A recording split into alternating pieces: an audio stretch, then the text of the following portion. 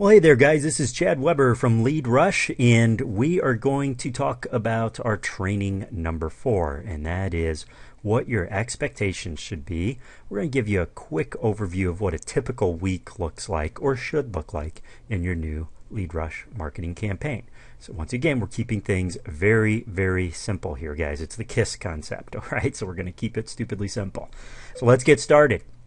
Number 1, what should your goals be? How many agents should you be working with? Well, a good starting point for any new LeadRush user should be to get this into the hands of 5 to 10 agents within your local market. Obviously, more equals better.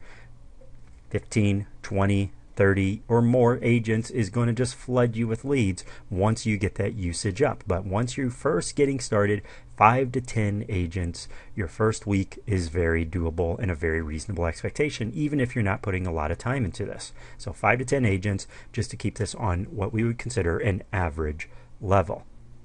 Now, once you start getting the agents or getting this into the hands of your agents, what you're going to find is that implementation is about 50%. So if you have 10 agents using this, you're going to have 5 agents that probably run with it and implement it. Then you're going to have the other 5 agents who say yes, they're going to do it, but then it's kind of spotty implementations. They're not really going to put as much effort into it as you like. They might create the occasional page, and that's great, but more often than not, they're not going to be using it. That's just the way it is, folks. Even the greatest of marketing tools, you're going to find that a large chunk or a large segment of the sales population, in this case real estate agents, are not going to implement. The same applies to loan officers. So we can't get too bent out of shape about it. But just so you know, this should be your expectation. If you go into it knowing that only half are going to implement, then you're prepared, because you can still turn the 50% that are not using it appropriately, you can still turn them into a source of leads. And we do that through the use of a strong follow-up campaign.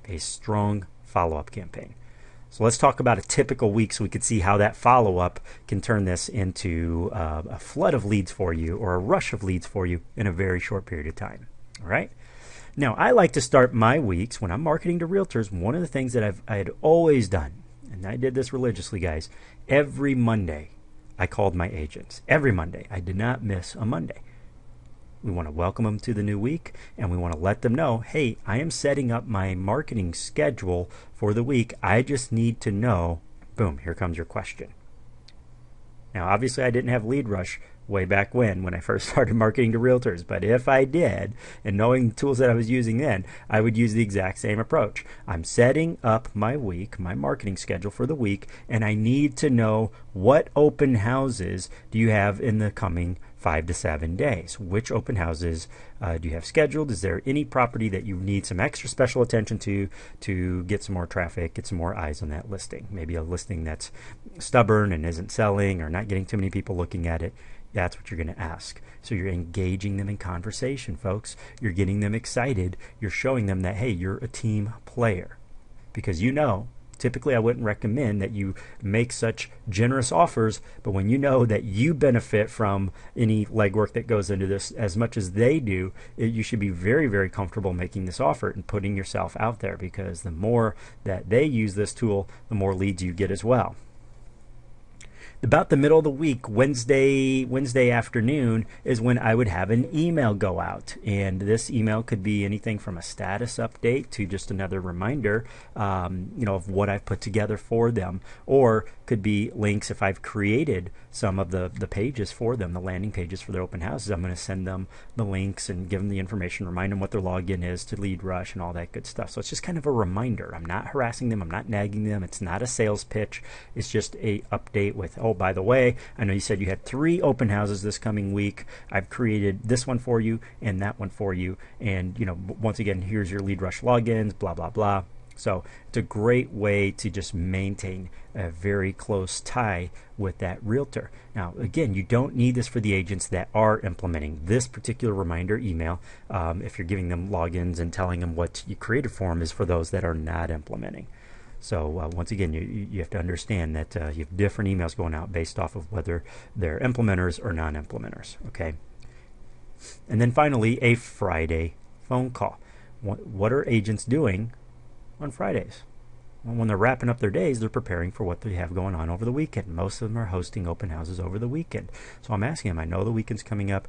Do you have everything you need with LeadRush? Is there anything else that I could provide? Any updates, any properties that need extra special attention? What have we just done?